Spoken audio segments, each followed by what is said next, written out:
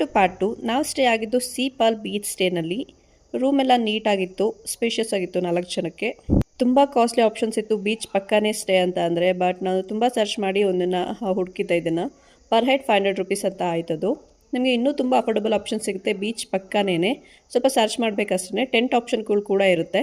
ನಾವು ಹೋಗಿ ರೂಮ್ಗೆ ಚೆಕ್ ಇನ್ ಆಗಿ ಬ್ರೇಕ್ಫಾಸ್ಟ್ನ ಮುಗಿಸಿದ್ವಿ. ಪರ್ ಹೆಡ್ 100 ರುಪೀಸ್ ಅಂದ್ಕೊಳ್ಳಿ ಬ್ರೇಕ್ಫಾಸ್ಟ್ಗೆ.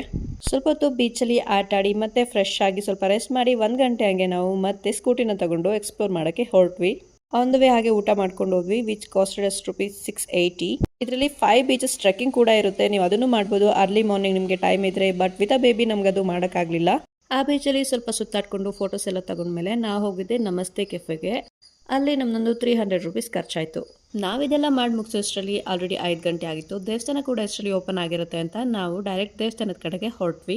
ದೇವಸ್ಥಾನದಲ್ಲಿ ತುಂಬ ರಶ್ ಏನೂ ಇರಲಿಲ್ಲ, ಸೊ ದರ್ಶನ ಎಲ್ಲ ಆರಾಮಾಗಾಯಿತು. ದೇವಸ್ಥಾನದಿಂದ 50 ಮೀಟರ್ ದೂರದಲ್ಲೇ ನಿಮಗೆ ಗೋಕರ್ಣ ಮೇನ್ ಬೀಚ್ ಸಿಗುತ್ತೆ. ಅಲ್ಲಿ ನಾವು ಸನ್ಸೆಟ್ನ ನೋಡಿಕೊಂಡು ಆನ್ ದ ವೇ ಇದ್ದಂತಹ ಲೋಕಲ್ ಫಿಶ್ ಮಾರ್ಕೆಟ್ಗೆ ಹೋದ್ವಿ. ಅಲ್ಲಿ ಕ್ರಾಬ್ಸ್ ಮತ್ತು ಪ್ರಾನ್ಸ್ನ ತಗೊಂಡು ನಮ್ಮ ಸ್ಟೇಗೆ ಬಂದ್ವಿ. ಈ ಸ್ಟೇನಲ್ಲಿ ಮುಂಚೆ ಫುಡ್ ಆಪ್ಷನ್ ಕೂಡ ಇತ್ತಂತೆ, ಬಟ್ LPG ಪ್ರಾಬ್ಲಮಿಂದ ಇವಾಗ ಹೊರಗಡೆಯಿಂದ ತರಿಸ್ಕೋಬೇಕು. ಸೊ ನಮಗೆ ಅಲ್ಲಿ ಒಬ್ಬರು ಮನೇಲಿ ಕುಕ್ ಮಾಡಿಕೊಡ್ತೀವಿ ಅಂತ ಹೇಳಿದ್ರು. ನಾವು ಅವ್ರಿಗೆ ಇದನ್ನೆಲ್ಲ ತಂದು ಕೊಟ್ವಿ, ಅವರು ಕುಕ್ ಮಾಡಿಕೊಟ್ರು. ಸೊ ನೈಟ್ ಊಟ ಟೋಟಲ್ ಕಾಸ್ಟ್ ಬಂದ್ಬಿಟ್ಟು 1200 ರುಪೀಸ್. ಸೊ ನೆಕ್ಸ್ಟ್ ಡೇ ನಾವು ಎಲ್ಲಿಗೆ ಹೋಗಿದ್ವಿ ಅಂತ ನೋಡೋಕ್ಕೆ ಪಾರ್ಟ್ 3ಗೋಸ್ಕರ ವೆಯ್ಟ್ ಮಾಡಿ.